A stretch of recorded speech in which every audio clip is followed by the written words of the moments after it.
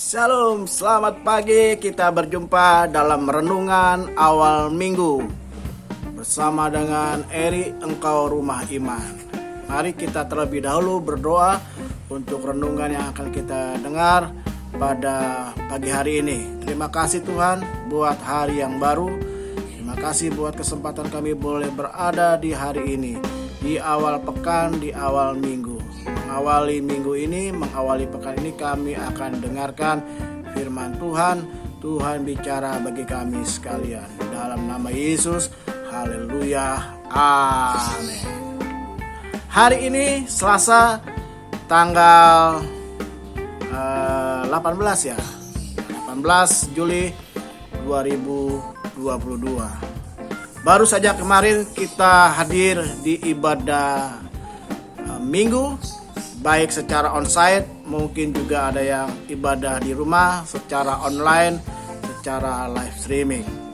Bapak Ibu sekalian, ketika kita beribadah, seringkali kita mendengarkan ucapan-ucapan dari beberapa orang yang berkata, waduh, Tuhan nggak melawat kita. Aduh, ibadah ini ya tidak terjadi lawatan, tidak terjadi kebangunan rohani. Khotbahnya kering, ya, khotbahnya kurang enak, tidak sedap didengar, ya, dan banyak macam-macam. Pada intinya, ya, orang beranggapan bahwa ibadah itu dilawat Tuhan, terjadi kebangunan rohani karena pembicaranya, karena pengkhotbahnya. Tetapi, ya, saya ingin katakan, ya, lawatan Tuhan bukan karena si pembicaranya, bukan karena si pengkhotbahnya, bukan karena si penyampai berita firman Tuhannya.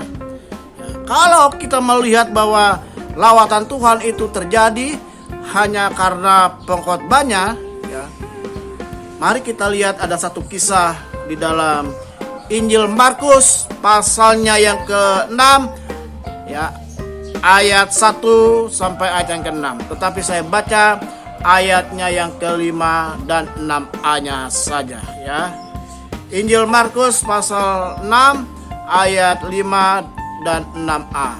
Dikatakan, ia tidak dapat mengadakan satu mujizat pun di sana. Perhatikan, ia tidak dapat mengadakan satu mujizat pun di sana, kecuali menyembuhkan beberapa orang sakit dengan meletakkan tangannya atas mereka. Ia, Yesus, merasa heran atas ketidakpercayaan mereka. Perhatikan, kurang apa Yesus? Ya. Dan kita selalu mempercayai, kita percaya bahwa Yesus selalu bisa membuat mujizat. Kemanapun Yesus berada, selalu terjadi mujizat.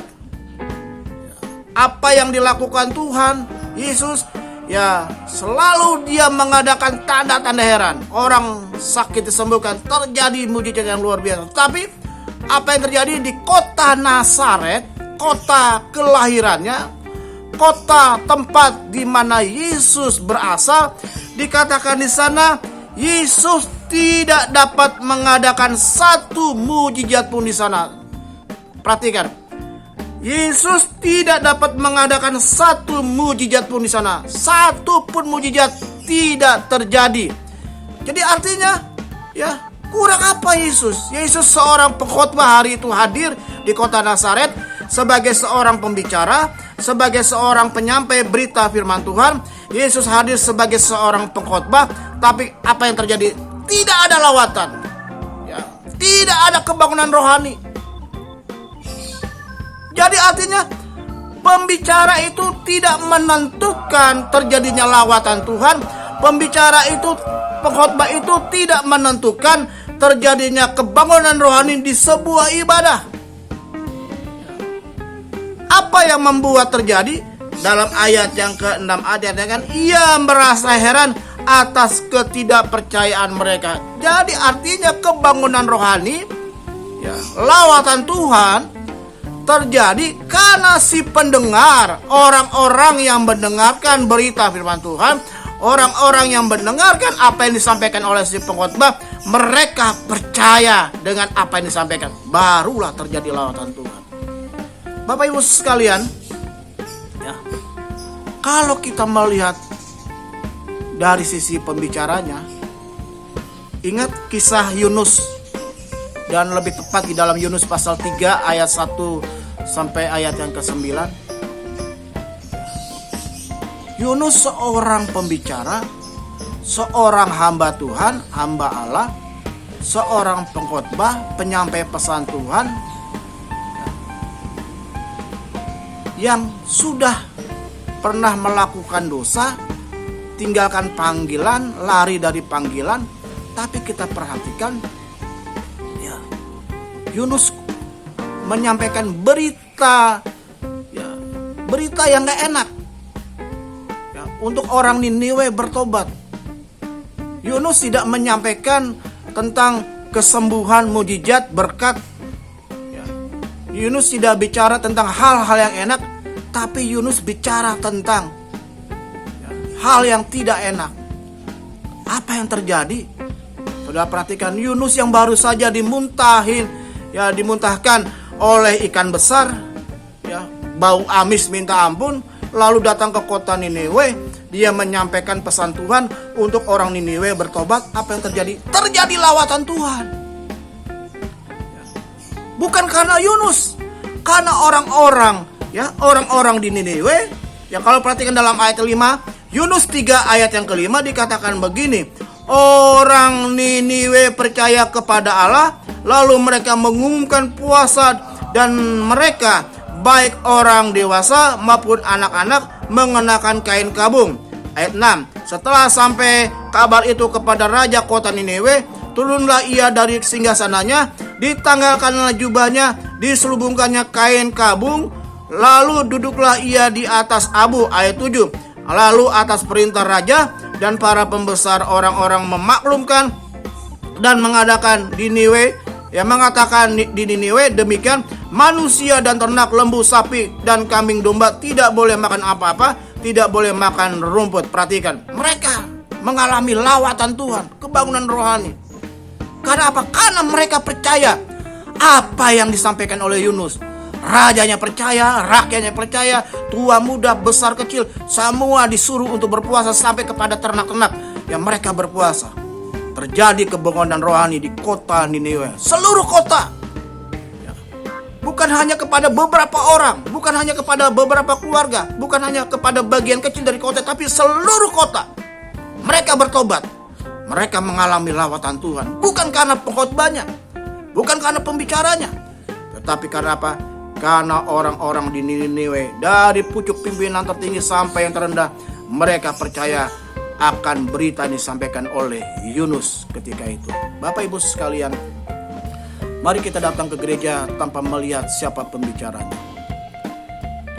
Kadang-kala saya sangat miris, panitia mengundang pengkhotbah dari luar, berani, ya, kasih persembahan kasihnya cukup besar, tetapi kepada gembalanya, kepada pendetanya, kepada hamba Tuhan dari dalam, ya, hanya diberikan, ya, mungkin, ya, 1/10 dari yang mereka bisa berikan kepada pembicara di luar. Padahal hamba-hamba Tuhan di dalam, mereka lah yang merawat domba-domba.